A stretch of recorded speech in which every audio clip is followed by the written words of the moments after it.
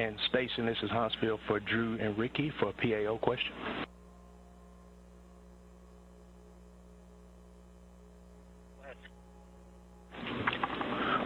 Yes, sir. We just checked, and in the Apex 6, we're growing a type of purple false brome grass. Okay, thanks.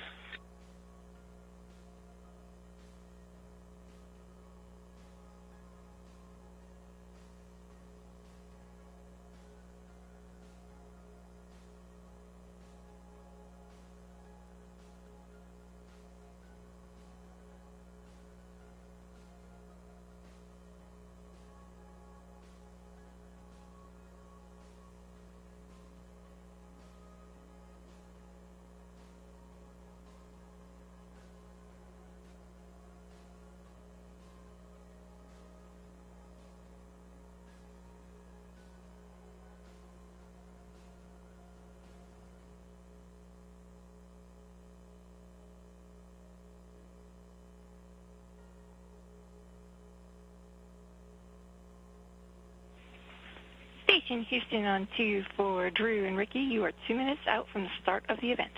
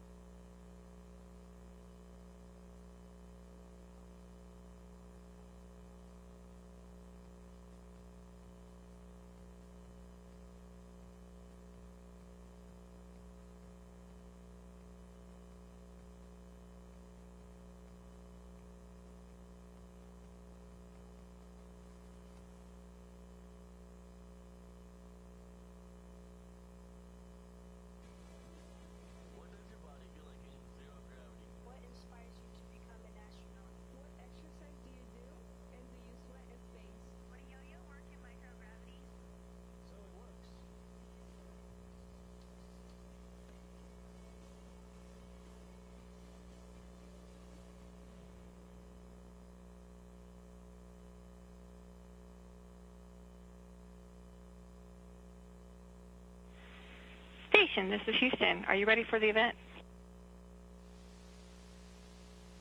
We are ready. South River and Goddard, this is Mission Control Houston. Please call station for a voice check.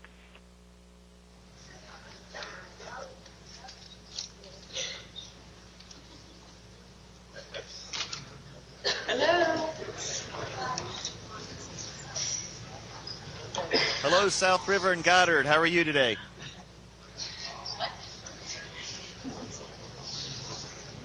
Just think, though, you're about to talk to someone who's 250 miles above the Earth. That's amazing.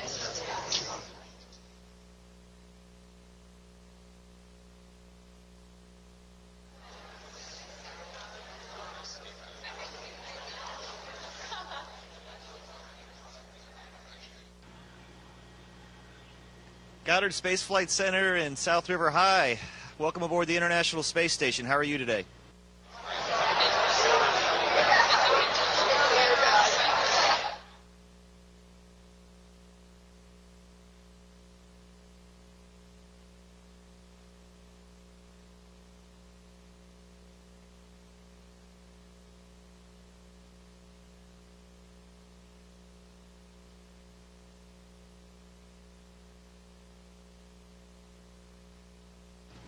Thank you, Leslie.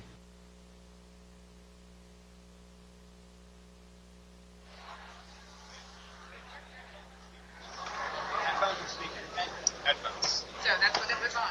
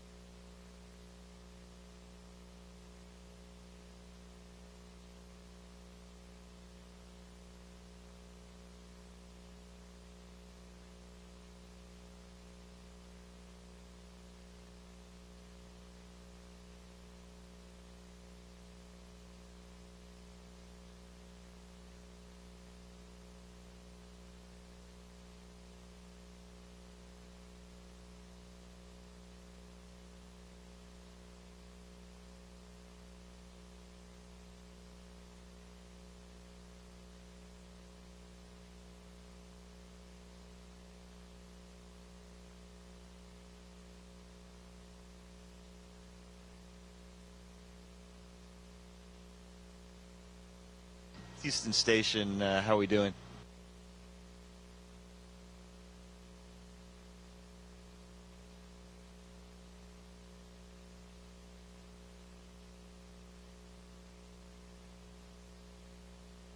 Okay.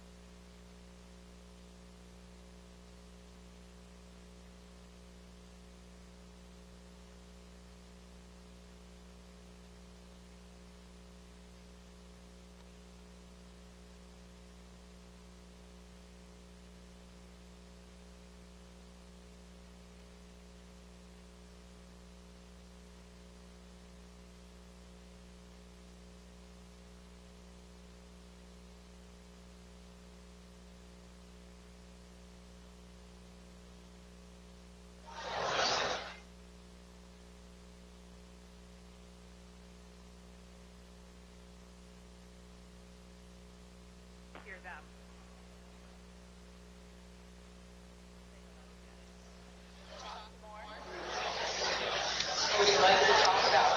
Say hi, see if they can hear you. Hi, can you hear us? Thumbs up if you can hear me. Give us a thumbs up if you can hear us. We cannot yet hear you guys.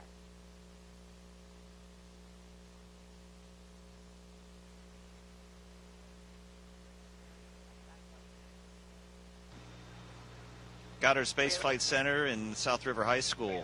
Welcome aboard the International Space Station.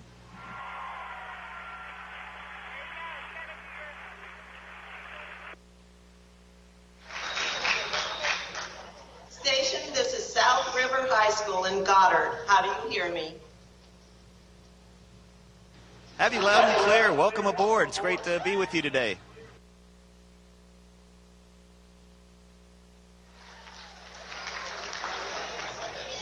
Ricky, if you had to describe your experience at NASA so far in 3 words, what would they be and why? I think challenging, exciting, and fulfilling. It's a challenging job. There's a lot expected of us. There's a lot to learn. Requires a lot of hard work. But because of that, it is a very fulfilling experience being here, part of NASA. Microgravity for extended amounts of time, and does it affect your sleep? It does take us some time to get used to microgravity, and in fact, the whole time we're up here for the whole 6 months, we'll be getting used to microgravity, but the initial period takes about 1 to 3 days, and it does affect our sleep. We have a hard time sleeping because essentially we're floating all the time, not only while we're working, but when we're sleeping, so it's hard to transition from work to sleep. But eventually we get the hang of it and are able to get good night's sleep, sometimes better than what we get on Earth. Ricky, what happens if an astronaut gets sick during a mission?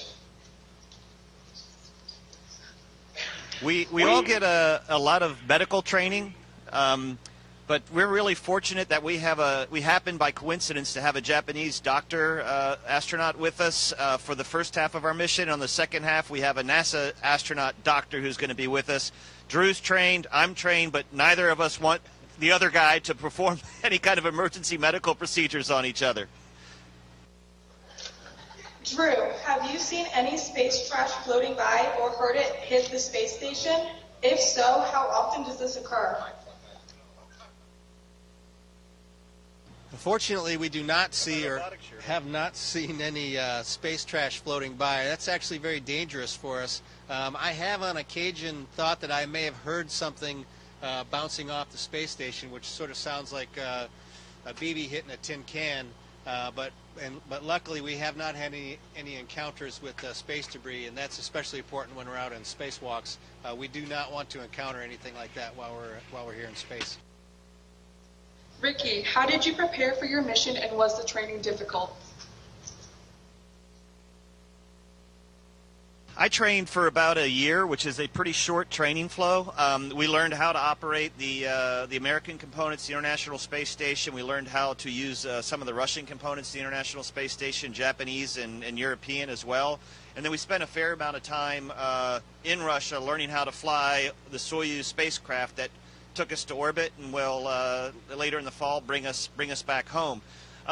It's challenging. There was a fair bit of travel involved, a lot of different languages, but it was also very, very rewarding because of when you meet the challenge, work hard, and it pays off. It's a very rewarding experience, and it was a lot of fun. I got to work with a lot of great people.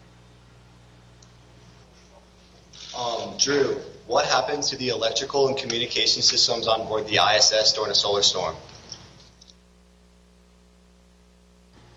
Well, the real issue isn't what happens to the systems on ISS. It's more related to what happens to the communication satellites that we use, the TDRS or TDRS satellites that are out in orbit. I think they're at geosynchronous about 25,000 miles away. And so when those satellites are impacted by solar storms, we also can see impacts to our communications back with Earth. And the same things happen on Earth typically with cell phones. Ricky, when you call your parents and friends, are you using your cell phone? And can you call them out of what part of the world you're over? Hey, Dad, how you doing? No, my government phone, they did not want to pay those bills using a cell phone up here, and it wouldn't work. We use a voice over internet phone, so we actually use the internet, send a signal down to the ground through the satellites Drew was talking about, and then that's turned into a phone call to whoever I happen to call. Drew, what food do you grow on the International Space Station, and which food tastes the best? Well, when Ricky and I just arrived a few weeks back on the ISS, we were growing lettuce, about 12 variants of lettuce. And we were able to sample some of that early on in the mission. It was all delicious. I really enjoyed it. Right now we're growing a form of grass. I don't think we'll be eating the grass, but it's neat to watch it grow. And one of our crewmates down on the Russian segment decided to continue to grow an onion that he had freshly delivered